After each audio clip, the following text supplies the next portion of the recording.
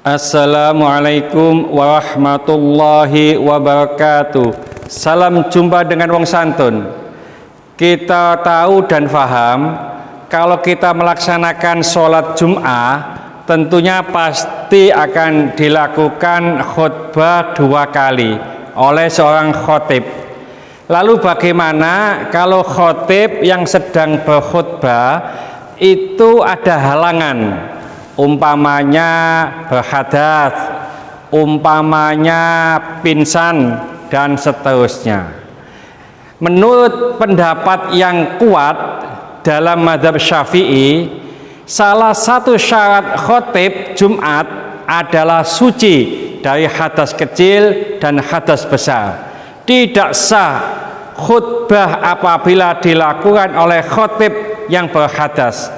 Bila khotib yang batal seperti karena kentut dan lain-lain di tengah-tengah khutbahnya, maka ia harus bersesuci atau berwudu.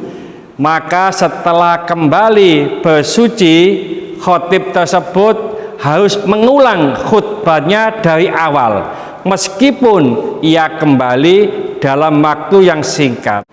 Dalam kitab I'anatul Thalibin, kitab ini dikarang oleh Sayyid Bakri Syartoh Ad-Dimyati.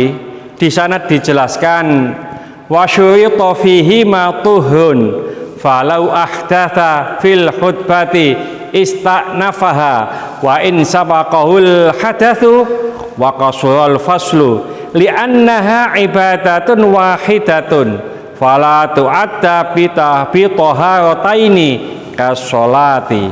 Maksudnya disyaratkan dalam 2 khutbah bersesuci dari hadas.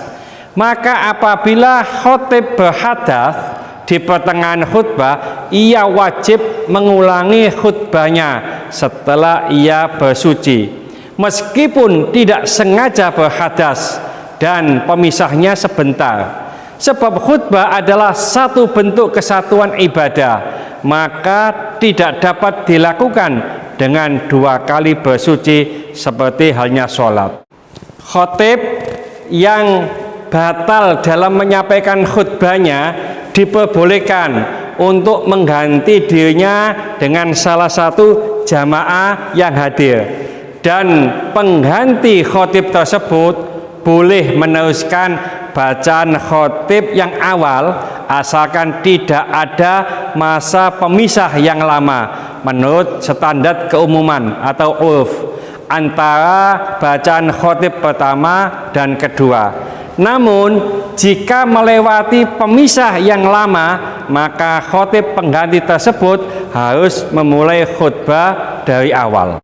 Lalu Sayyid Bakri Syartoh Ad-Dimyati masih dalam kitab I'anatul Thalibin menjelaskan lagi, walau ahdatha fi athna'il khutbati wastakhlafa man hadar jaza litsanil bina'u ala khutbatil awwali.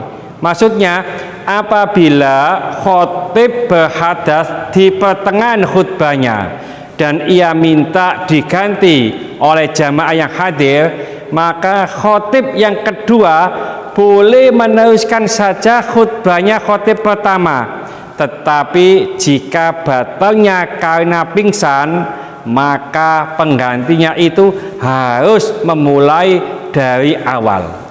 Ada lagi di dalam kitab Kasyifatus Saja. Kitab ini adalah Syarah Safinatun Najah yang dikarang oleh Syekh Nawawi Al-Bantani, yaitu ulama dari Indonesia.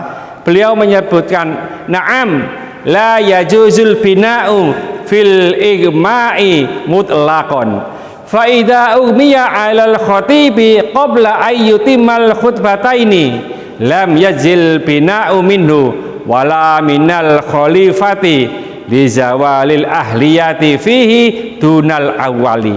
Maksudnya betul, tidak boleh meneruskan dalam hal batalnya karena pingsan secara mutlak. Maka jika seorang khotib pingsan sebelum selesai 2 khutbahnya, ia sendiri tidak boleh meneruskan khutbahnya, dan tidak boleh pula penggantinya karena hilangnya ahliyah padanya, tidak hilang ahliyah pada yang pertama.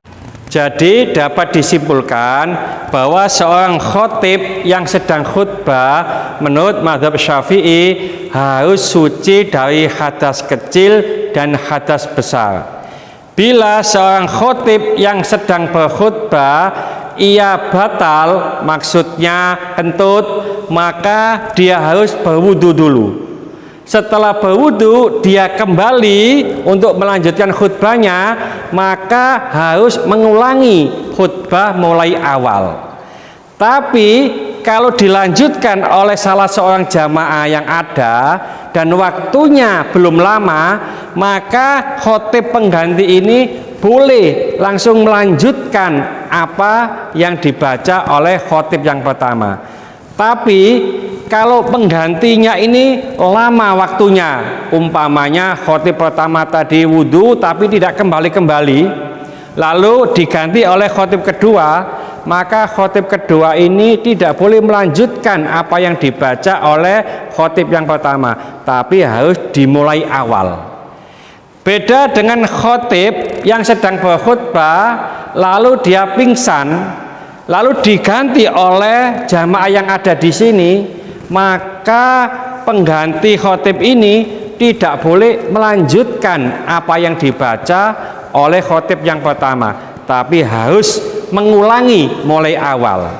Atau khotib yang tadinya sedang berkhutbah lalu pingsan, setelah itu siuman, ia berkhutbah tidak boleh melanjutkan apa yang dibaca oleh dirinya tadi, tetap harus mengulangi khutbah mulai awal.